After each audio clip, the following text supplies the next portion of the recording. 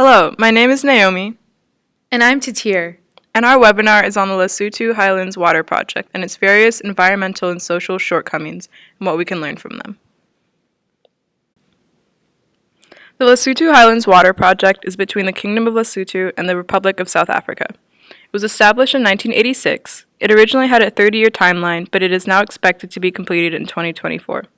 The goal of the water project is for Lesotho to transport and sell its water to South Africa, while also building infrastructure to generate hydropower for the country's use. The need for this project arose from South Africa's need to supply water to its most populous province, and Lesotho's need to generate a consistent source of income to supplement its agriculture-based economy and develop a sustainable form of electricity. This is a multi-donor $8 billion project and is the largest infrastructure project in Southern Africa. We were interested in this project because of how it relates to an ongoing project in our EWB team, which is working in Sanchez, Dominican Republic. In our upcoming assessment trip, we will be looking for a new water source, and we felt that we would learn a lot from the findings of the environmental and social impacts of the Lesotho project. The Orange River originates in Lesotho and forms the boundary between South Africa and Namibia before entering the Atlantic Ocean.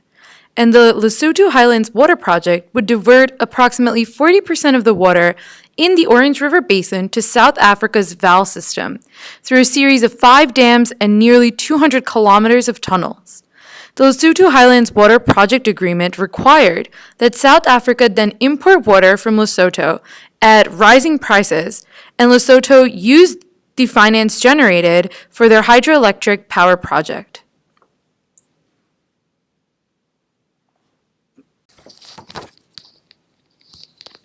Phase 1 was completed in 1998 and consisted mainly of the construction of the Katsi Dam and a 45-kilometer tunnel from the dam to the Mwala Reservoir.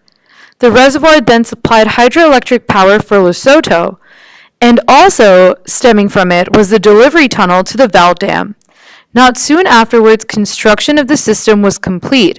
The reservoirs filled, causing tremors and miniature earthquakes.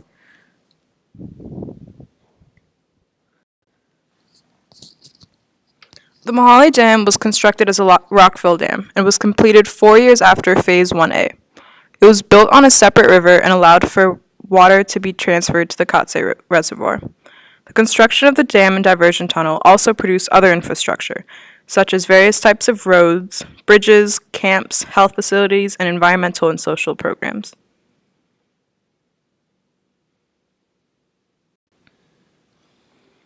As the World Bank was one of the investors, it has an environmental assessment policy which requires that projects are screened for impact, and significant impacts would trigger an EIA, or Environmental Impact Assessment. Due to political pressures, the EIA was not done for Phase 1A and was inadequately done for Phase 1B. For Phase 1A, the resulting consequences were that cropland was flooded, homes were lost, and earth tremors triggered by the filling of the Katse Dam. On a social level, it further separated villages and made it difficult for family members to visit one another.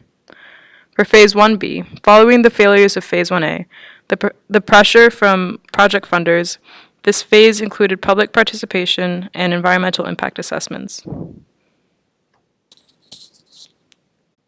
As a consequence, various biological, physical, morphological, and hydrological impacts were recognized.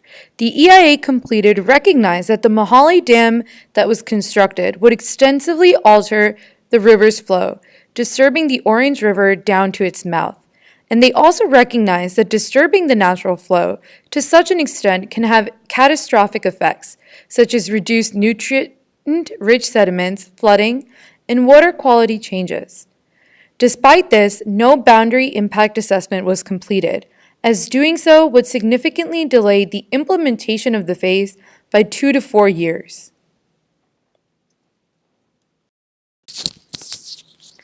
The transboundary impact was addressed then through the commissioning of an in-stream flow requirement. In-stream flow assessments and requirements are usually carried out prior to a project. In this case, however, they initiated when Phase 1A was completely done, and Phase 1B was more than halfway done. The assessments found that a minimum of 10 to 18% of mean annual runoff would have to be released from the dams. This would yield a large amount of water and required extensive and costly compensation for the individuals that would be relocated and mitigation of any changes caused in river quality. While it was clear that transboundary impacts were inevitable, the IFR policy developed afterwards lacked mention of any specific measures that would be taken to address the issues. Three specific problems of the inadequate assessments included environmental, economic, and social issues. But many other issues were also caused. It was predicted that water quality would decrease, homes would flood, but those affected would be compensated, and hydropower would become available for Lesotho. Contrary to what had been predicted, actual impacts were a lot more worse. Water quality had not only reduced, but the water was no longer fit for consumption. Changes in water quality had further decreased native fish populations and also decreased the quality of vegetation that grew around the river. The flow releases damaged nearly 100,000 acres of cropland, affecting more than 1,000 households. While people were promised compensation, they were not consulted about how much they would be compensated and what resettlement procedures would look like. Finally, while promised hydropower, it turned out to be that the electricity was too expensive for citizens to use.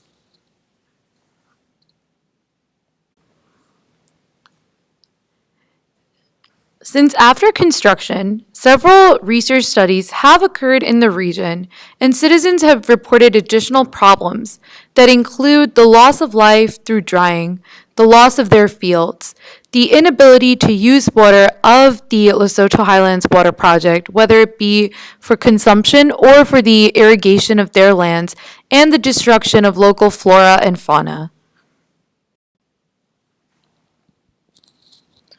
This timeline connects constructions to failures and legal repercussions. Following the construction of the first dam, tremors were caused that affected nearby inhabitants. Then, Phase 1B was pressured to begin, following Phase 1A, without waiting for results of a proper environmental impact assessment. Then, water is delivered to South Africa and electricity is used from the generated hydropower. Following this successful but environmentally damaging construction, the project's CEO was accused of bribery, or accepting bribery, and after Phase 1B was completed, they were found to be guilty of the charge. While there were many environmental and social failures, there was also some clear benefits of the water project. Remote areas were developed with roads. There was a development of the economy. There was more access to health facilities. There was more clean water in different forms, and there was a development fund, which was funded by the water royalties and was used for community development projects such as the building of small dams for irrigation, road building, soil conservation, and piped water for village supply. It's really important that we understand and learn from the mistakes that happened throughout the Lesotho Highlands water project. The Lesotho Highlands water project is ongoing. It's currently in phase 2, where we will see the building of another project dam and connecting tunnels with the expansion of the existing power supply network. Given this, we have to ensure that the mistakes that were made in phase 1A and phase 1B are not repeated. Sufficient environmental and social assessments are conducted. Taking the lessons we learned from the Lesotho Water Project, there are clear ways in which we can incorporate these lessons into our work in Los Sanchez. In our upcoming assessment trip, we will be looking for a new water source for a community within Los Sanchez.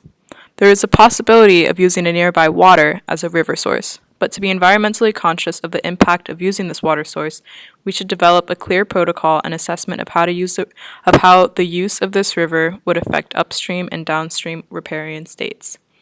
Another possible water source would be to use a well, but since wells are currently banned without a permit due to environmental concerns, we must not only strictly incorporate the governmental concerns into our protocol for building a well, but also be conscious of how our overall use of the groundwater affects the local environment. After conducting our environmental assessments, we must also include the community into our discussions about the environmental risks and make sure that they are involved in the overall discussions. Not only is this important for the work that we do as the Harvard chapter, but it's also important for the EWB national organization. We saw a failure of a similar kind pertaining to technical and social aspects in the EWB Montana State chapter, their Moonjaniti borehole project. The hydrogeological report that was prepared by students was not reviewed by the chapter and professional mentors as part of the assessment process. Furthermore, site assessments were haphazard. A combination of these led to the drilling of a dry well. The chapter, having realized that they had built a dry well, implemented an alternative water project, a rainwater catchment system. In doing so, the community, however, was not engaged. This resulted not only in the wastage of an implementation trip, but also unnecessary burden on the resources and strained time of the community, and ultimately an unsustainable development project.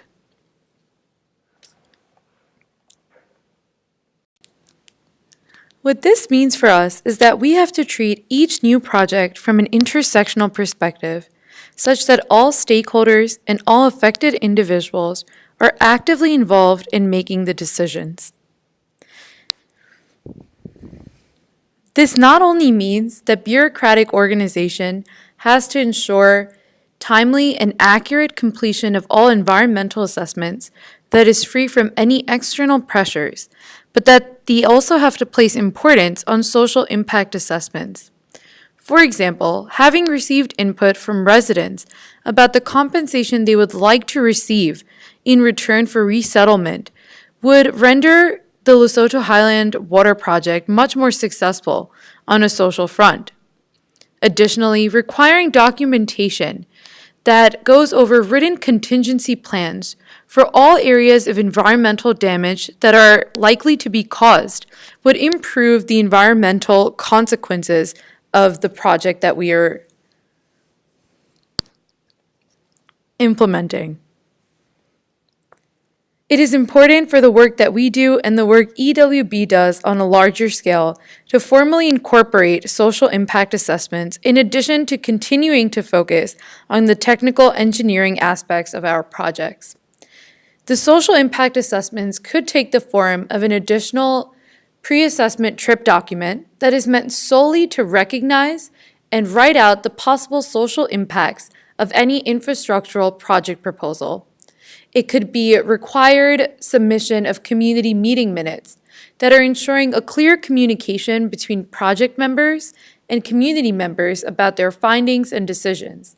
This would also ensure that community feedback is integrated into project plans.